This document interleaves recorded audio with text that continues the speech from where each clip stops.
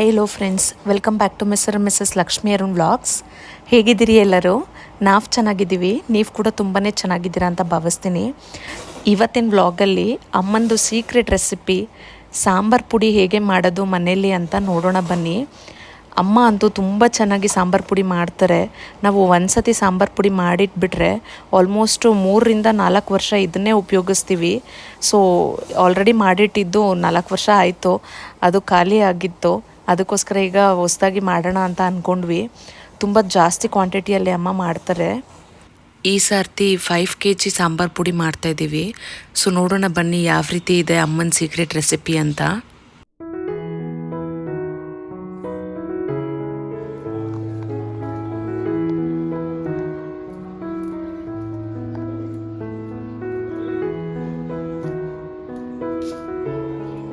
ಸಾಂಬಾರು ಪುಡಿ ಮಾಡೋದಕ್ಕೆ ಮೊದಲು ಮೆಣಸಿನ್ಕಾಯಿನ ನಾವು ಫಸ್ಟೇ 1-2 ದಿನ ನೀಟಾಗಿ ಒಣಗಿಸ್ಕೊಂಡು ಅದ್ರ ಮೇಲೆ ಬರುತ್ತಲ್ಲ ತೊಟ್ಟು, ಅದನ್ನು ಮಾತ್ರ ಬಿಡಿಸಿಟ್ಕೊಳ್ತಿದ್ದೀವಿ.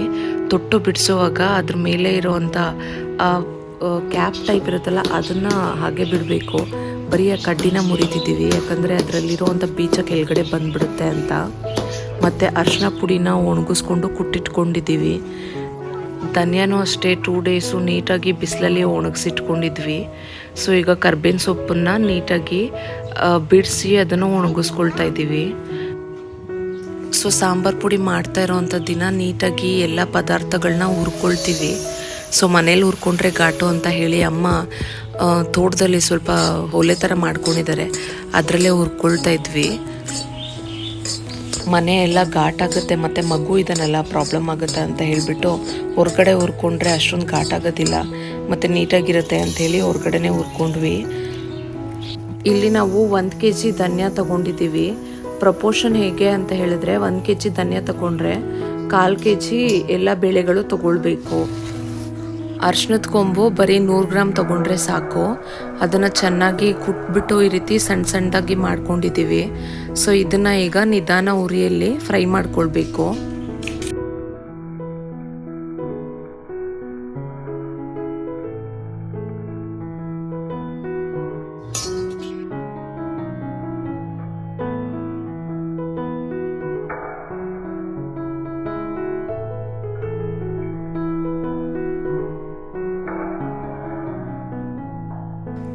ಅರಿಶಿನ ಕೊಂಬು ಹುರ್ಕೊಂಡ್ಮೇಲೆ ಧನಿಯಾ ಕಾಳನ್ನ ಹುರಿದು ಹಾಕ್ಕೊಂಡಿರ್ತೀವಲ್ಲ ಅದೇ ಪಾತ್ರೆಯಲ್ಲೇ ಹಾಕ್ಕೊಳ್ಬೋದು.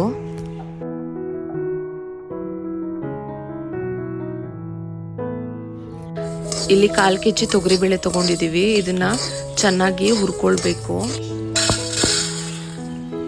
ಬೇಳೆಗಳನ್ನ ಮಾತ್ರ ಇನ್ನೊಂದು ಬೇರೆ ಪಾತ್ರೆಯಲ್ಲಿ ಹಾಕ್ಕೊಳ್ತಿರೋದು ಹುರಿದು ಎಲ್ಲ ಬೇಳೆಗಳನ್ನೂ ಒಂದೇ ಸತಿ ಮಿಕ್ಸ್ ಮಾಡಿಕೊಂಡ್ರೆ ಏನೂ ತೊಂದರೆ ಆಗಲ್ಲ.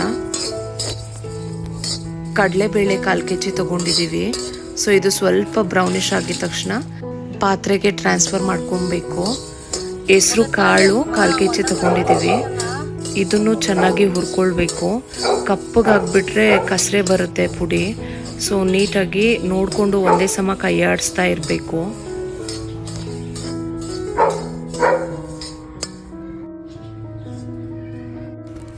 ಜೀರಿಗೆ ಇಲ್ಲಿ ನಾವು 1/2 kg ತೊಗೊಂಡಿದ್ದೀವಿ. 1 kg ಧನಿಯಾಗೆ 1/2 kg ಜೀರಿಗೆ ಹಾಕಬೇಕು. ಇನ್ನು ಕಾಳುಗಳು ಬರೀ 1/4 kg. ಜೀರಿಗೆ ಈ ರೀತಿ ಚಟಪಟ ಅಂತ ಹೇಳೋವರೆಗೂ ನೀಟಾಗಿ ಹುರ್ಕೊಳ್ಬೇಕು.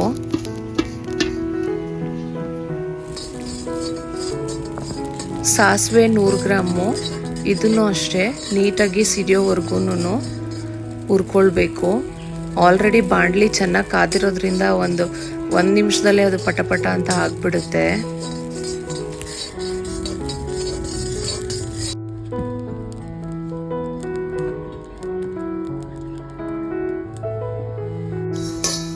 ಕಾಳು ಮೆಣಸು 100 ಗ್ರಾಮು, ಇದನ್ನು ನೀಟಾಗಿ ಫ್ರೈ ಮಾಡ್ಕೊಳ್ಬೇಕು.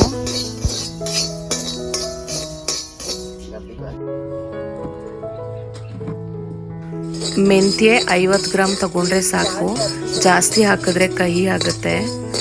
ಅದು ಲೈಟ್ ಬ್ರೌನ್ ಬಂದಿದ ತಕ್ಷಣ ನಾವು ಅದನ್ನು ಇಳಿಸ್ಕೊಂಡ್ರಾಯ್ತು.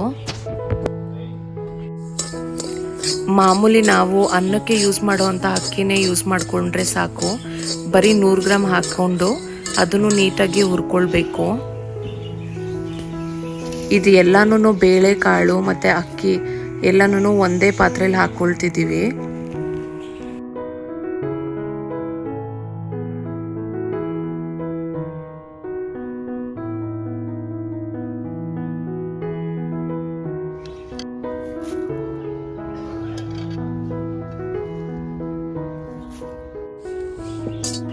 ಕರ್ಬೇವಿನ ಸೊಪ್ಪು ಒಂದು 20ರಿಂದ 25 ರೂಪಾಯಿಗೆ ತೊಗೊಂಡ್ರೆ ಸಾಕು. ಸೊ ಅಷ್ಟು ಈ 1 kg ಮಸಾಲ ಏನಿದೆ ಅಲ್ಲ ಧನಿಯಾ ಪುಡಿ, ಸೊ ಅಷ್ಟು ಕ್ವಾಂಟಿಟಿಗೆ ಸರಿ ಹೋಗುತ್ತೆ. ಅದನ್ನು ನೀಟಾಗಿ ನೀರಿನಂಶ ಹೋಗೋವರೆಗೂ ಮುರ ಅನ್ನೋವರೆಗೂ ಹುರ್ಕೊಳ್ಬೇಕು.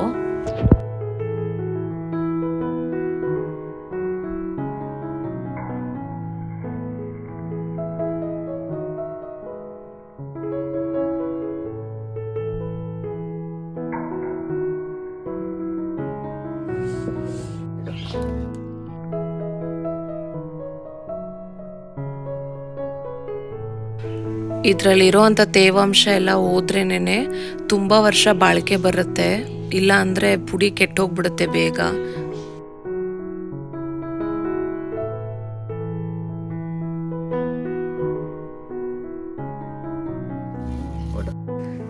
ಈಗ ಹುರ್ಕೊಂಡಿರೋವಂಥ ಬೇಳೆಕಾಳುಗಳು ಎಲ್ಲ ಐಟಮ್ನೂ ಬಿಸಿಲಿಗೆ ಇನ್ನೊಂದು ಸರ್ತಿ ಒಣಗಾಕೊಳ್ತಿದ್ದೀವಿ.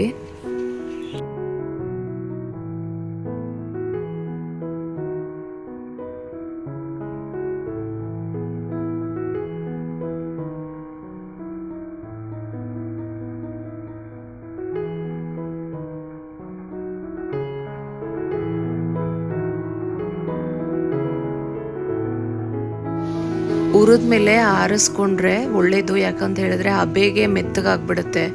ಅದಕ್ಕೋಸ್ಕರ ಈ ರೀತಿ ಹರಡ್ಬಿಟ್ಟು ಕೈ ಆಡಿಸ್ಕೊಡ್ಬೇಕು.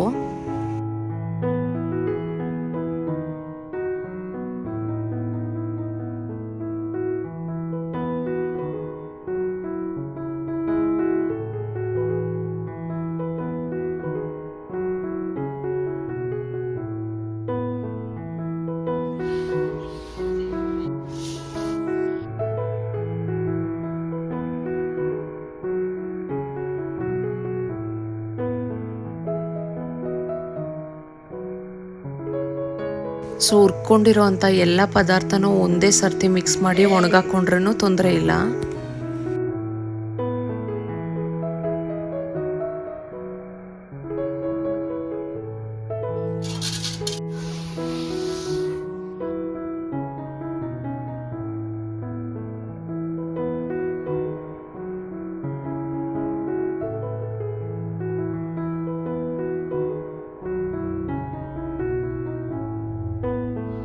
ಖಾರದ ಮೆಣಸಿನ್ಕಾಯಿ 1/4 kg ಮತ್ತು ಬಣ್ಣಕ್ಕೆ ಬ್ಯಾಡಗಿ ಮೆಣಸಿನ್ಕಾಯಿ 1/4 kg ತೊಗೊಂಡಿದ್ದೀವಿ.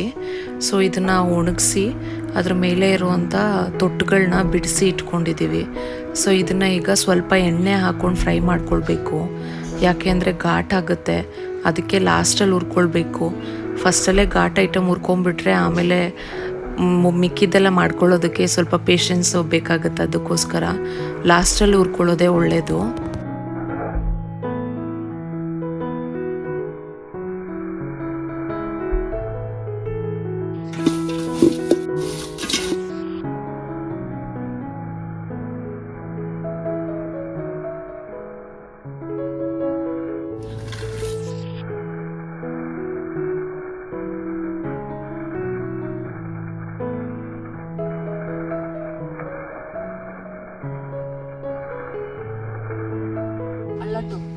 ಒಂದು ನಿಂಬೆಹಣ್ಣು ಗಾತ್ರದಷ್ಟು ಇಂಗನ್ನ ಹುರ್ಕೊಂಡು ತಗೊಳ್ಬೇಕು. ಹುರಿದಿರೋ ಅಂಥ ಎಲ್ಲ ಪದಾರ್ಥಗಳನ್ನೂ ಈ ರೀತಿ ಒಣಗಾಕಕ್ಕೆ ಬಿಡಬೇಕು. ಸೊ ಇದನ್ನೆಲ್ಲ ಒಣಗಾಕಿ ಅಟ್ಲೀಸ್ಟ್ 1 or 2 hours ನಾವು ಒಣಗಿಸಿದ್ರೆ ತುಂಬ ಚೆನ್ನಾಗಿರುತ್ತೆ. ಯಾಕಂದರೆ ಸಂಜೆ ನಾವು ಮಿಲ್ಲಿಗೆ ತೊಗೊಂಡು ಹೋಗ್ಬೇಕಲ್ವ, ಸೊ ಅಷ್ಟೊತ್ತವರೆಗೂ ಇದು ಒಣಗಿದ್ರೆ ಗರಿಯಾಗಿರುತ್ತೆ. ಸಂಜೆ ಮಿಲ್ಲಿಗೆ ತೊಗೊಂಡು ಹೋಗೋವಾಗ ಈ ರೀತಿ ಮೆಣಸಿನ್ಕಾಯಿನ ಮಾತ್ರನೇ ಕುಟ್ಟಿ ಪುಡಿ ಮಾಡ್ಕೊಳ್ಬೇಕು. ಸೊ ಅದು ಸ್ವಲ್ಪ ತರಿಯಾಗಿ ಆಗಿರುತ್ತೆ. ಸೊ ಅದಾದಮೇಲೆ ನಾವು ಮಿಲ್ಲಿಗೆ ಹಾಕಿಸ್ಕೊಂಡು ಬಂದ್ರಾಯಿತು.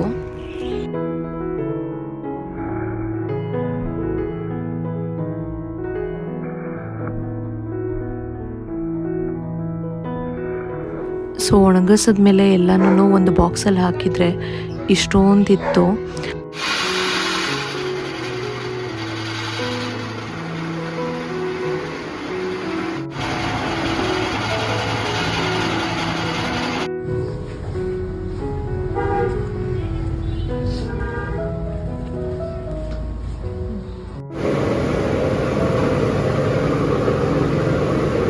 ಸಾಂಬಾರು ಪುಡಿ ಮಿಲ್ಲಿಗೆ ಹಾಕಿಸ್ಕೊಂಡ್ಮೇಲೆ ಅಲ್ಲೇನೇ ಸ್ವಲ್ಪ ಹೊತ್ತು ಹಾರಾಕಿಸ್ಕೋಬೇಕು. ಯಾಕಂತ ಹೇಳಿದ್ರೆ ಅದು ಹೀಟ್ ಇರುತ್ತಲ್ವ, ಅದರಲ್ಲಿ ಮೆಣಸಿನ್ಕಾಯಿ ಇರೋದ್ರಿಂದ ಹಾಗೆ ಹೀಟಿಗೆ ತುಂಬ ಕಪ್ಪಗಾಗ್ಬಿಡುತ್ತೆ, ಮಸಾಲೆ ಚೆನ್ನಾಗಿ ಕಾಣಿಸೋದಿಲ್ಲ, ಮತ್ತು ಕಲರ್ ಹೋಗಿಬಿಡುತ್ತೆ, ಕಸರೆ ಬರುತ್ತೆ. ಅದಕ್ಕೋಸ್ಕರ ಒಂದು 5 ನಿಮಿಷ ಆದರೂ ಅಲ್ಲೇನೇ ಹಾಕಿ ಹಾರಾಕೊಂಡು ತೊಗೊಳ್ಬರ್ಬೇಕು. ಸೊ ಈ ರೀತಿ ನಾವು ಸಾಂಬಾರು ಪುಡಿ ಮಾಡ್ಕೊಂಡು ಇಟ್ಕೊಂಡ್ರೆ ಆಲ್ಮೋಸ್ಟ್ ನಮಗೆ 3 ರಿಂದ 4 ವರ್ಷ ಬಂದೇ ಬರುತ್ತೆ. ನಾವು ಮಾಡಿದ್ದು ಟೋಟಲ್ ಕ್ವಾಂಟಿಟಿ ಬಂದು 5 kg ಸಾಂಬಾರು ಪುಡಿ ಆಗಿತ್ತು. ಸೊ ಇದು 5 kg ಸಾಂಬಾರು ಪುಡಿನ ನೀಟಾಗಿ ನಾವು ಬಾಟಲ್ ಅಂದರೆ ಜಾಡಿಯಲ್ಲಿ ಹಾಕಿ ಇಟ್ಕೋಬೋದು ಡೈಲಿ ಯೂಸ್ಗೆ. ಮತ್ತು ಇನ್ನು ಉಳಿದಿರೋದೆಲ್ಲನೂ ಒಂದು ದೊಡ್ಡ ಡಬ್ಬಿಯಲ್ಲಿ ಹಾಕಿ ನ್ಯೂಸ್ ಪೇಪರ್ ಹಾಕಿ ಮೇಲೆ ಮುಚ್ಚಿಡಬೇಕು. ಇಲ್ಲ ಅಂತ ಹೇಳಿದ್ರೆ ನೀರೇನಾದರೂ ಬಿತ್ತು ಅಂತ ಹೇಳಿದ್ರೆ ಹುಳ ಆಗುತ್ತೆ, ಇಲ್ಲಾಂದರೆ ಗಂಟು ಕಟ್ಕೊಳ್ಳುತ್ತೆ. ಸೊ ಅದನ್ನೆಲ್ಲ ಅವಾಯ್ಡ್ ಮಾಡಬೇಕು ಅಂತ ಹೇಳಿದ್ರೆ ಸೊ ಏರ್ ಟೈಟ್ ಜಾರಲ್ಲಿ ಹಾಕಿಟ್ಕೊಳ್ಳೋದು ಒಳ್ಳೆಯದು. ಸೊ ಸಾಂಬಾರಿಗೆ ಈ ರೀತಿ ನಾವು ಒಗ್ಗರಣೆ ಹಾಕ್ಕೊಂಡ್ಮೇಲೆ 3-4 ಚಮಚ ಹಾಕಿದ್ರಾಯ್ತು. ಇದು ಶುರುನಲ್ಲಿ ಬಳಸೋವಾಗ 1-2 ಚಮಚ ಹಾಕಿದರೆ ಸಾಕು, ಯಾಕಂದರೆ ಖಾರ ಜಾಸ್ತಿ ಇರುತ್ತೆ. ಆಮೇಲೆ ಹೋಗ್ತಾ ಹೋಗ್ತಾ ವರ್ಷಗಳು ಕಳೀತಾ ಇದ್ದಂಗೆ ಖಾರ ಕೂಡ ಕಡಿಮೆ ಆಗಿಬಿಡುತ್ತೆ, ಹಳೇದಾಗುತ್ತಲ್ಲ ಪುಡಿ. ಆಗ ನಾವು ಜಾಸ್ತಿ ಪ್ರಮಾಣದಲ್ಲಿ ಸಾಂಬಾರು ಪುಡಿನ ಹಾಕ್ಕೊಳ್ಬೇಕು. ಸೊ ಈ ರೀತಿ ಬೇಳೆ ತರಕಾರಿನೆಲ್ಲ ಬೇಯಿಸ್ಕೊಂಡು ಅದನ್ನು ಒಗ್ಗರಣೆ ಕೊಟ್ಕೊಂಡ್ರೆ ಸಾಂಬಾರು ಕೂಡ ರೆಡಿಯಾಗಿ ಹೋಗ್ಬಿಡುತ್ತೆ.